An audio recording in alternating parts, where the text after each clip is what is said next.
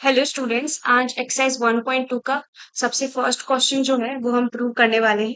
Question number first जो कि हमें बोल रहा है कि रूट 5 को प्रूव करो कि वो एक इरेशनल नंबर है। ठीक है, तो रूट 5 को इरेशनल प्रूव करने के लिए हम एक कॉन्ट्राडिक्शन मानेंगे।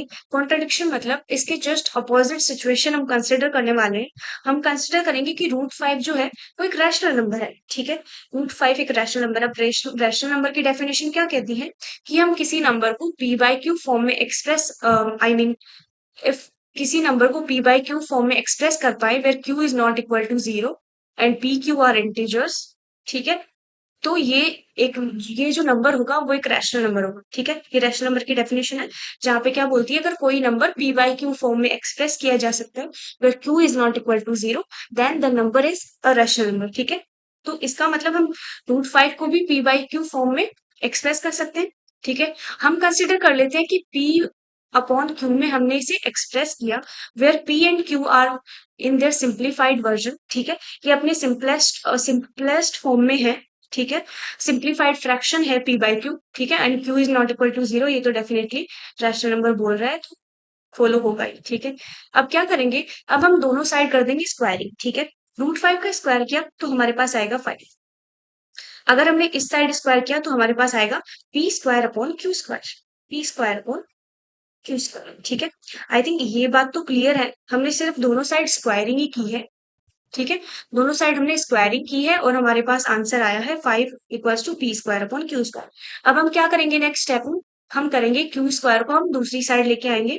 ठीक है, तो हम क्यू स्क्वायर यहाँ पे डिनोमिनेटर में, दूसरी साइड इक्वल टू की दूसरी साइड लेके जाएंगे तो ये न्यूमरेटर में चला जाएगा, तो हमारे पास आ जाएगा 5q² equals to P square.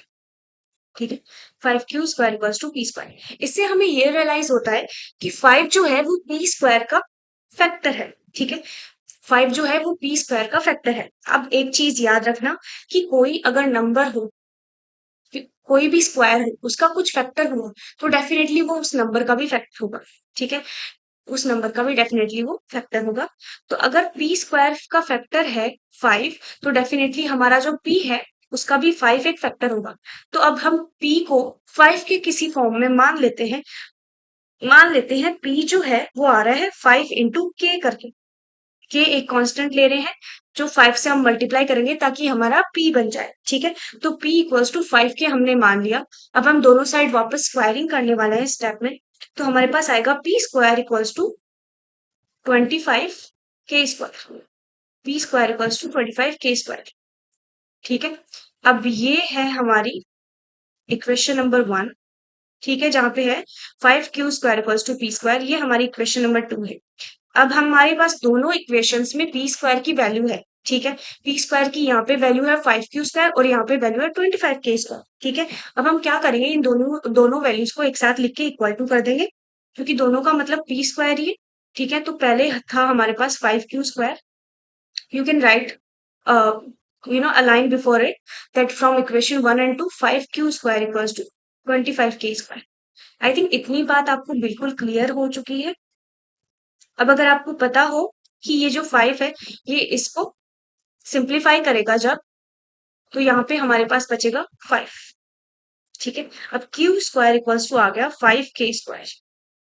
q² equals to आ गया 5k²। इसका मतलब अगर q² हमारा 5 जो है वो क्यू स्क्वायर का फैक्टर है, तो वो क्यू का भी फैक्टर होगा। ठीक है, क्यू का भी फैक्टर होगा। अब देखो हमने क्या माना था, इनिशियली हमने माना था पी और क्यू जो है वो अपने मोस्ट सिंप्लीफाइड फॉर्म में है।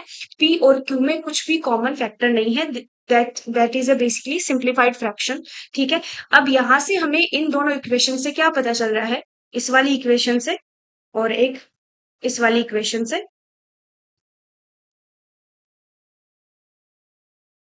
ठीक है, basically P square Q square लिखा है, लेकिन पी और क्यू भी डेफिनेटली 5 को as a factor 5 as a factor उनका भी होगा। ठीक है, तो पी और क्यू में एक कॉमन फैक्टर हमें मिल चुका है, दैट इज 5। ठीक है, पी और क्यू में कॉमन फैक्टर तो होना ही नहीं चाहिए था, ये हमने इनिशियली माना था। तो मतलब हमारी सिचुएशन यहाँ पे गलत हो चुकी है, हमने जो इनिशियली माना था वो रॉन्ग प्रूव हो चुका है। इनमें तो कॉमन फैक्टर मिल रहा है, पी एंड क्यू का एक कॉमन फैक्टर है 5। ठीक है, इसका मतलब ये हमारी सिचुएशन रॉन्ग है। हमने माना था कि जो रूट 5 है वो एक रैशनल नंबर है, लेकिन ये सिचुएशन प्रूव ना होने की वजह से अब हम क्या मानेंगे कि √5 एक इरेशनल नंबर है। ठीक है? ये मानेंगे नहीं, ये प्रूफ हो चुका है क्योंकि हमारी सिचुएशन इसने रॉन्ग प्रूव कर दी है, फॉल्स प्रूव कर दी है। इसलिए √5 जो है वो एक इरेशनल नंबर है। Thank you, have a nice day.